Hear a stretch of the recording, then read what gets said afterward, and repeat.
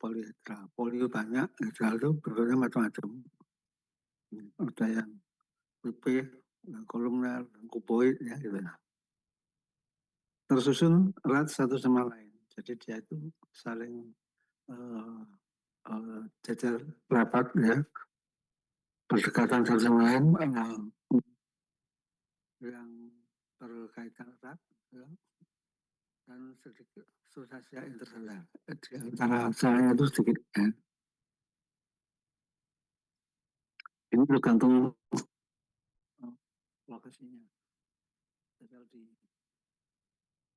usus ini sebagai absorpsi, ya. Jadi sel ini kalau usus kan diisi oleh Permisi dokter, untuk suaranya ini kayak gelombang dokter, kayak maksudnya kadang suaranya membesar sendiri, kadang mengecil sendiri gitu dokter. Halo, tes hilang. Udah. Nah, ini sudah dokter. Udah, kayak baik. Iya, kenapa kau jalan sendiri, ya? Terus, ya. Fungsi ini tergantung letaknya di mana. Kalau di epitel usus, ya, di usus ini sebagai absorpsi, ya. Bentuknya ini kolumner simplex, ya. Kolumner simplex ini di usus. Ada yang bersifat sekresi, yaitu epitel kondensal endokrin atau eksokrin, ya. Ini sekresi yang mengeluarkan hormon atau enzim, ya. Sedangkan ekskresi ini hanya untuk mengeluarkan, ya, ekskresi, ya. Ini contoh-contoh di tubuh ginjal, ya. Proteksi untuk perlindungan, ini contohnya pada epidermis kulit, ya. Kemudian ada rangsang sensoris, ya, di panca indera, ya. Kemudian di mioepitel sebagai kontraktil, ya, mioepitel. Kemudian ada juga yang berfungsi reproduksi, ya, di ovarium dan testis, ya. Ini yang berfungsi reproduksi. Ya, secara embriologis ada ektodermal, mesodermal, dan endodermal, ya. Contoh yang ekto ini pada kulit, ya, yang meso ini ada di urogenitalia selain uretra, ya. Sedangkan endodermal ini traktus digestif dan traktus respiratorius, ya, kelenjar endokrin pada umumnya, ya. Ini yang endodermal, ya. Ya, sifat umumnya adalah ada bentuk sel epitel squamous, cuboid, kolumner, ya. Adanya membran basal. Membran basal itu tempat di mana epitel itu menginjak, ya, berdiri, ya. Ya, ini ada terdiri dari lamina basal, anyaman filamen halus, dan lamina fibrosa atau regular. Ini sudah berregular dalam bahan dasar amok, protein polisakarida, ya.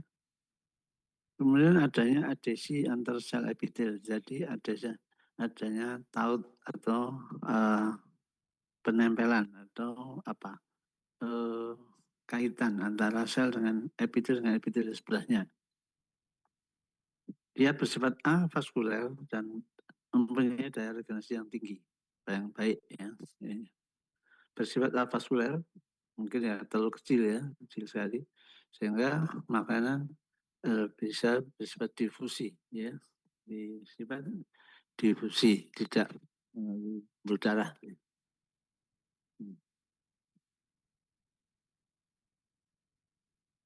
Ini gambarannya. Ini gambarannya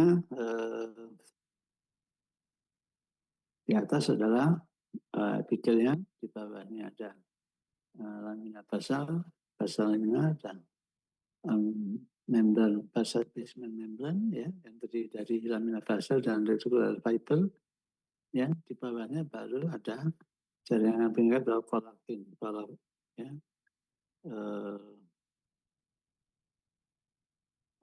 serat kolagen, ya, zat-zat kolagen.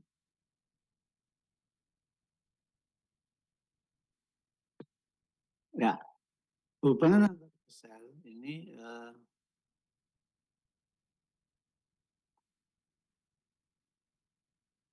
hubungan antar sel ini untuk mempertahankan persatuan sel-sel epitel kan adanya daya ikat dari protein dan kalsium dari sel-sel berkaitan serta pautan membran atau membran interdigitation, ya.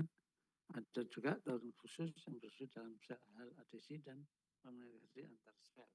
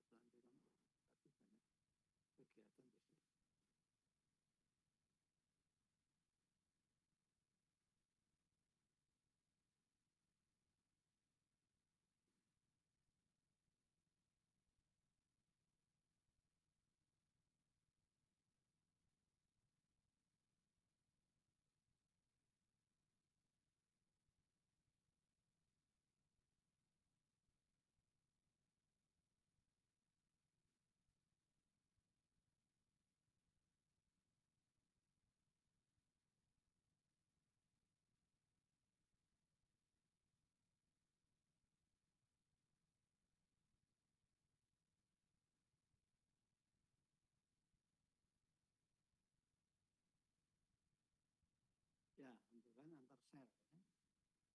Ini adalah contoh hubungan antar sel. Dokter, ini sepertinya suaranya hilang kembali. 1, 2, 3, hilang. Enggak dokter, kecil dokter. 1, 2, 3, sudah? Belum? Tuh, tes, tes. Tes 1, 2, 3. Mungkin ya? Nah, ini sudah jelas. Sudah ya? Mic-nya Iya, terlalu jauh, dokter. Iya, bagus ya. Oke.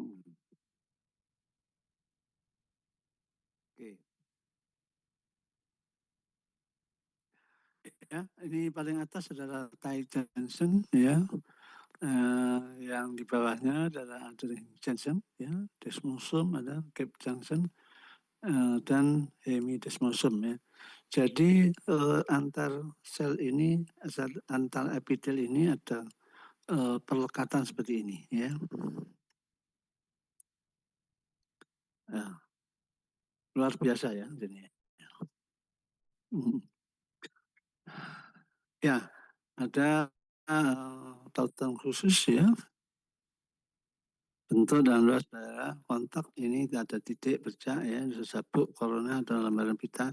Ini ada kalau titik atau bercaknya disebut sebagai makula ya. Kalau sabuk atau korona ini disebut sebagai zonula ya. Kalau lembaran atau pita ini disebut sebagai fascia. Ini nama ilmiahnya ya.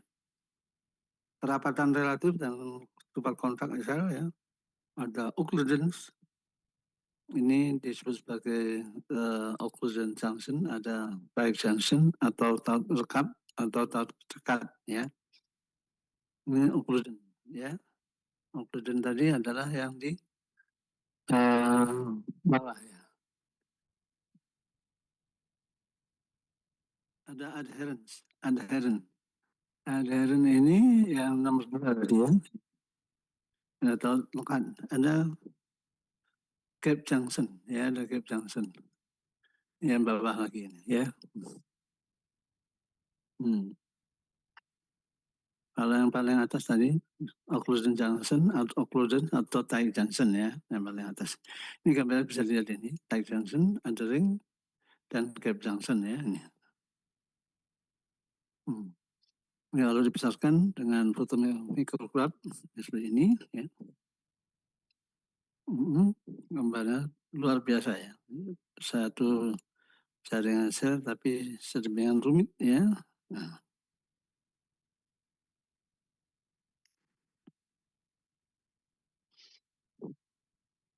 Ya.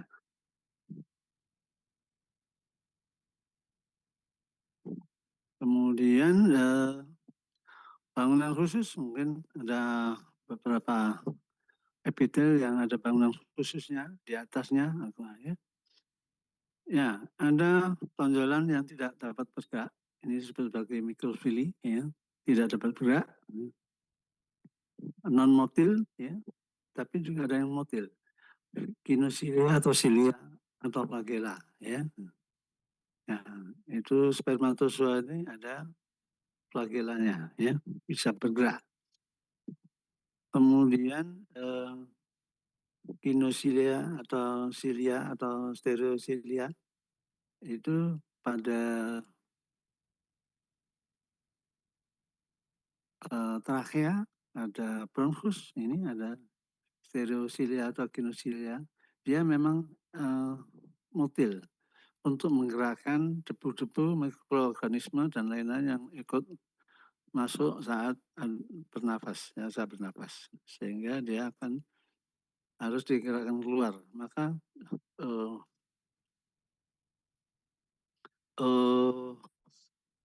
sterosilianya atau silianya ini bergerak keluar, ke arah keluar. Ya, jadi tidak perlu heran kenapa setiap pagi hari bangun tidur ada kadang berdahak. Sebenarnya itu adalah kotoran-kotoran yang ikut terambil saat bernafas. Dan ketika dia masuk, kemudian dia dikeluarkan oleh silia, ya, sampai ke tenggorokan, kemudian bangun pagi keluar, ya. Ya, ya. Kalau mikrofili, ya, ini tidak bergerak, ya, non motil. Ini contohnya pada stated border pada usus, ya, ada fili-filinya, ada mikrofili. Ini yang fungsinya untuk absorpsi. Dia juga berfungsi juga sebagai absorpsi, ya, absorber. Ya. Kalau pada lambung ini bisa dia berfungsi juga untuk sekresi pada lambung. Ya. Kemudian langsung sensoris pada rambut, ya, sensoris, rambut sensoris ini langsung sensoris, ya.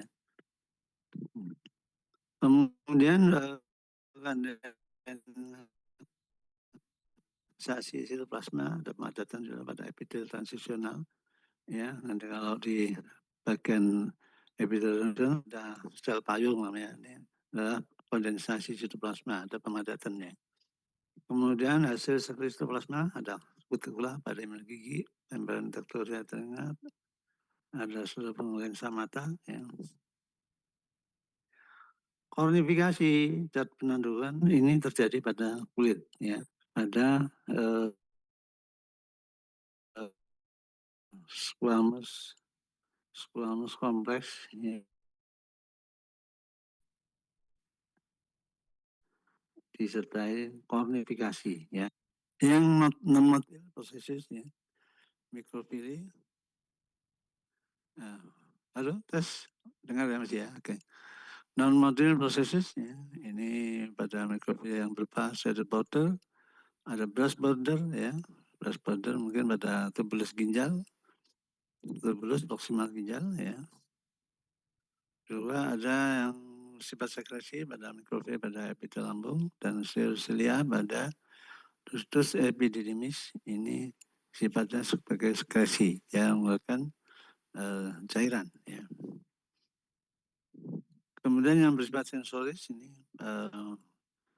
sifatnya ada rambut sensor pada epitel panjang yaitu neuroepitel, ya, bisa pada alat pengecap, ada taste bud, ya, alat pembau ini epitel apa pembahu itu adalah nervus, lupa nervus apa, pembahu itu nervus olfactorius, jadi sel-sel olfactory, ya. Sedangkan pada pendengaran ini, kalau pendengaran di koklea ini organum corti, ya. Kalau di keseimbangan dia di makula, ya, di makula dan krista, ya, di krista. Ini adalah rambut sensor, ya. Yang motil atau prosesus motil, yang motil ini contohnya pada kinosia, ada flagella, ya. Flagella, ya. Pada spermatozoa ada flagella sehingga spermatozoa bisa bergerak, ya, bergerak. Kalau telur tidak bergerak, tapi dia digerakkan, ya, oleh ginosia atau sterosia. Ginosia pada epitel yang kolumner simplex, ya, di atasnya ada silianya, dia yang menggerakkan ovum itu mulai dari fimbre menuju ke uterus. Nah, gitu ya. Ya, ini yang silia, ya. Ada